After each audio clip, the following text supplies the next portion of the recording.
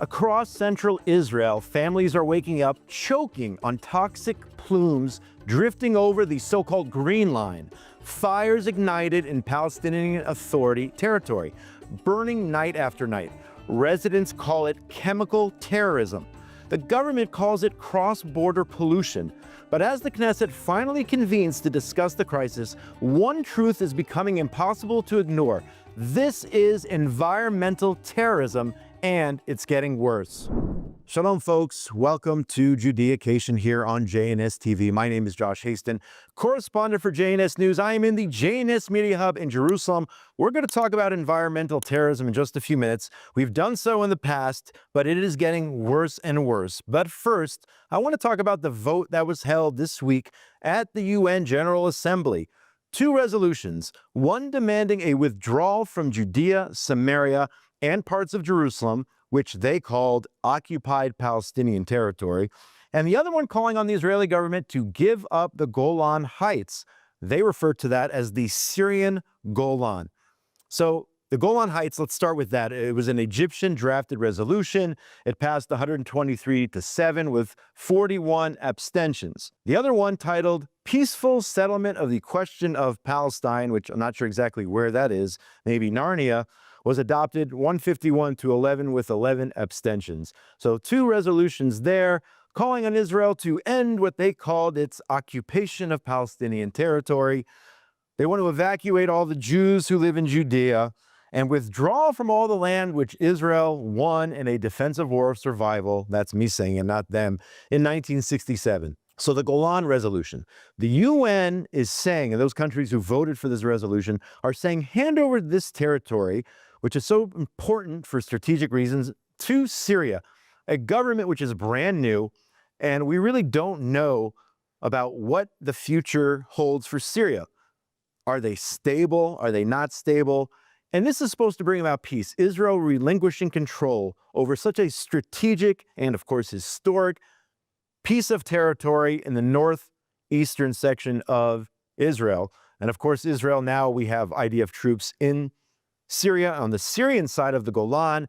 And of course, we have the Hermon Mountain, which is basically the eyes of the country looking north. But the UN wants us to get out of the Golan. If it was up to the UN, based on the way they vote against Israel, you would have Syrians atop the Kinneret, or the Lake of Galilee, firing down on the farmers below. Now, how do I know that? Because that was the case before 1967. That was the daily reality for Israelis near the Kinneret, the Lake of Galilee. You had Syrians firing down below. Do we really want to take a chance and give the Golan to Syria based on this, let's call it a recommendation from the UN?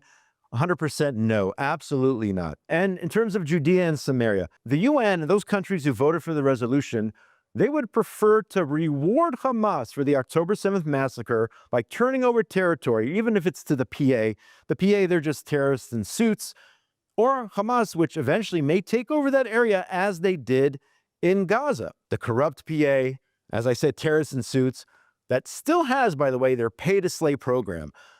So you want to throw Jews out of our ancestral biblical homeland, which is so important for strategic reasons, overlooking 75% of the country, overlooking Ben Gurion Airport. You want to take this chance. That's what the UN is saying, okay? And let's be clear. Number one, first and foremost, okay, this has been Jewish land for thousands of years. Let's not mince words when we're talking about Judea and Samaria. And again, as I said, the UN is saying, let's have another October the 7th.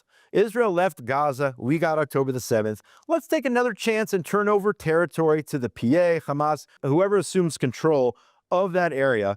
And this is suicide for the state of Israel, a so-called two-state solution, which the UN is voting for. This is suicide for the state of Israel, which sadly the UN supports this. Folks, they want to see more dead Jews. The countries who voted for this resolution want to see more dead Jews. That is the bottom line.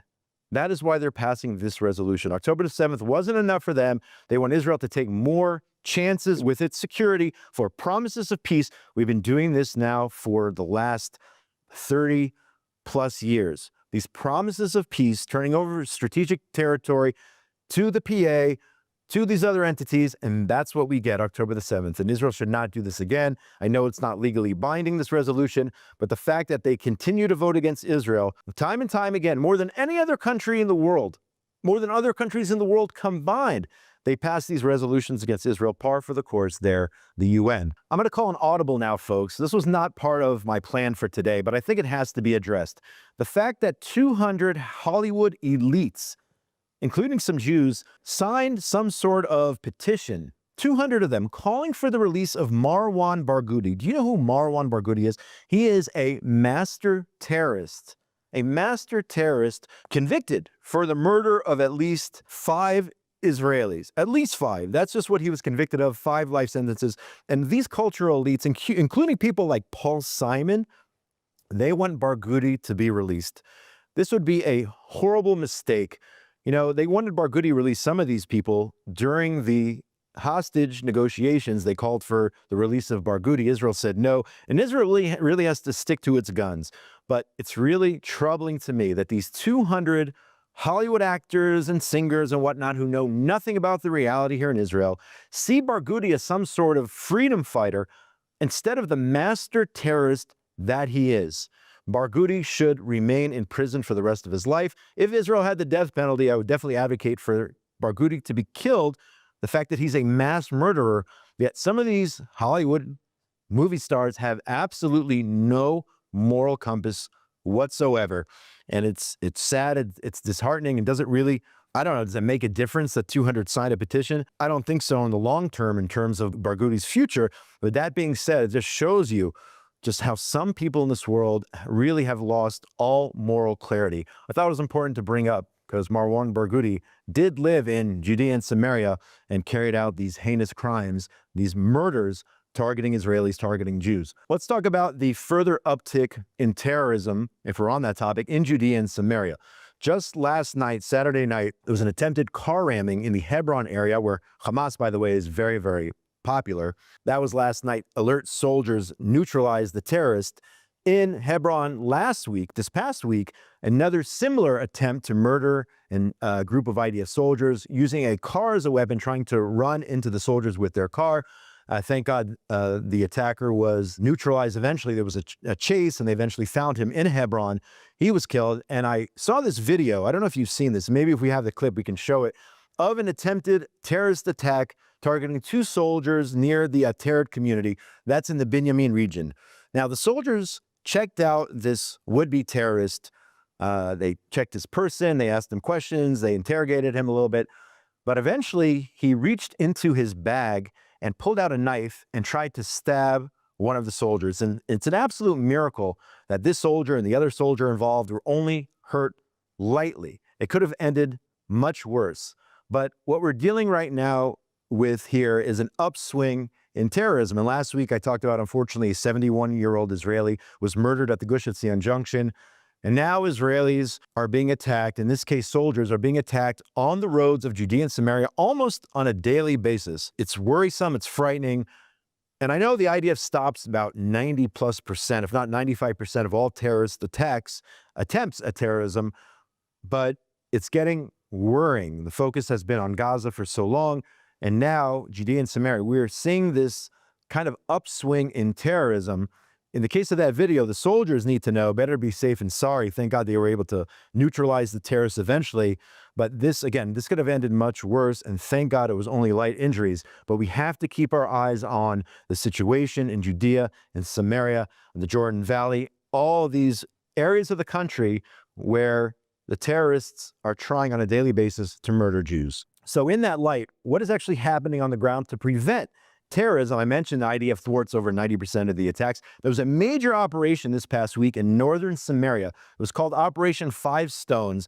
The military says the troops searched hundreds of structures, questioned hundreds of Arabs under the PA, carried out 20 airstrikes, which is pretty rare in Judea and Samaria.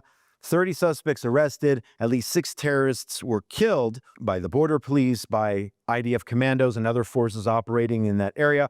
From what I understand, the operation, this particular operation, is now over in northern Samaria. But thank God the IDF has access to these places, as opposed to Gaza, where Israel did not have boots on the ground for the last 18 years, and we got October the 7th. It's so important from a security perspective for the IDF on a nightly basis to go into these villages in Area A, which is under full Palestinian Authority control, make these arrests, when necessary, take out these terrorists, and confiscate all these illegal weapons, which these people want to use against Jews, not only in Judea and Samaria, but throughout the state of Israel. Now, as promised, we are now going to talk about, once again, environmental terrorism in Judea and Samaria. It's terrorism, folks. That's the bottom line. It's terrorism. Just like when you throw rocks, you're literally trying to choke people, Jews who live in Judea and Samaria, and in other cities. You're talking about Shoham, you're talking about Rosh Ayin, those cities which are adjacent to Judea and Samaria. They are inhaling smoke on a nightly basis. These are areas just outside of Ben Gurion Airport. You're talking about Lod, you're talking about Tel Aviv suburbs, where people cannot breathe on a nightly basis because of environmental terrorism, these illegal fires being lit by Arabs under PA control who are burning waste, who are burning all sorts of chemicals and whatnot. The situation is absolutely horrible. So there was a discussion of the Knesset Interior and Environmental Committee this past week as this environmental terrorism emanating from the PA gets worse and worse. Environmental Protection Minister Idit Silman says that she has put together, a strategic plan to deal with illegal waste burning in Judea and Samaria, which crosses over. Of course, there's no border which can block out illegal security. There are no illegal burning, There are no checkpoints which can block illegal burning. It's in the air. It is getting into kids' lungs. So again, her ministry has allocated $40 million shekel, $12.4 million, to help rehabilitate one of two landfills in Judea and Samaria, hiring additional inspectors, including at checkpoints, and taking all these measures in order to try to get a handle on some of this illegal burning. Ynet reported nights in Shoham, that's a city just outside of Ben Gurion Airport, and the surrounding areas. Okay, this is where this is happening. It's an environmental nightmare. That's how the residents describe the situation. Thick, toxic smoke from waste fires in PA-controlled areas, blanketing Israeli communities. Residents are coughing, gasping for air, and furious. They call it chemical terrorism. I call it environmental terrorism. Heavy smoke in the air for several nights straight. And as I said to you several weeks ago, we had that situation in Gush Etzion where I live, where I had to have the windows in my house closed for a week because of illegal fires being burned, illegal dumping sites and fires under the Palestinian Authority. Modi'in, if you know people in Modi'in, that community, Rosh Ayin, as I mentioned, Shoham, other communities, with these hazardous wastes and materials being burnt. The civil administration also being involved now, dealing with illegal dumping sites and this whole issue. But we have to treat, this is the bottom line, we have to treat this like terrorism. And we have to fight this like terrorism because that is what it is. Hopefully the situation will improve for the Israelis living in these communities. I wrote an article on JNS this week talking about the community of Bet El, that's just north of Jerusalem in the Binyamin area. A group of parents from a middle school in that community are upset, very concerned for the safety of their children, as 50 PA Arabs are working on a construction site just outside of the middle school. In fact, last Sunday, several parents decided they were going to keep their kids home because they thought it wasn't safe enough to send their kids to school. So this was sort of a protest by the parents. The work site there has several guards stationed. There was a meeting, again, meetings held between parents, the school, and the municipality in Binyamin and Bet El specifically. What are they going to do to deal with the fact that Arabs are, as some parents said, monitoring movement, patrolling what's going on, getting a feel for which kids are at the school, how many kids, how many employees are there at the school, who the teachers are, whatnot, really just spying on this school. And we've seen this before. Unfortunately, leading up to October the 7th, you had Arabs who were working in some of those Gaza border communities who we found out after the fact were actually spying on those communities, finding their soft spots, and that way they could plan the October 7th massacre. So these parents here saying that they're not going to tolerate it. If they can't come up with some sort of solution here, they're going to keep their kids home. And it's very frightening because you don't know whether any of these workers are going to launch a terrorist attack, whether, like I said, they're monitoring the community, they're looking for those soft spots. I feel for these parents who are afraid to send their kids to school, and it looks like they are working on a solution now, how to make sure that there isn't any contact at all.